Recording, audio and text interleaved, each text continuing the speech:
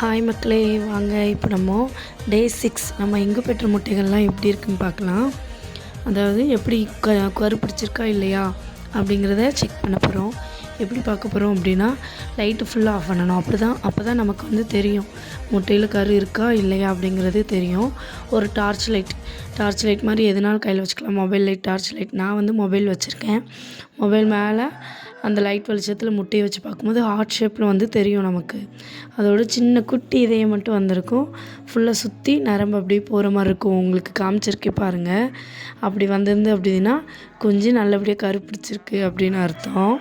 அது எல்லாமே உள்ளே இருக்க எல்லா முட்டையுமே நம்ம செக் பண்ணி பார்க்கணும். சப்போஸ் நமக்கு டவுட் இருக்கிற முட்டை, ஒரு மாதிரி லேசாக கலங்கின மாதிரி இருக்கிற முட்டைகளை வந்து தனியாக எடுத்து வச்சிடலாம். அதாவது லைட்டாக நர்வ் இருக்கும், இது பிடிக்குமா பிடிக்காதா அப்படிங்கிறத திரும்ப 7வது நாள் ஒன்ஸ் வந்து செக் பண்ணிக்கலாம்.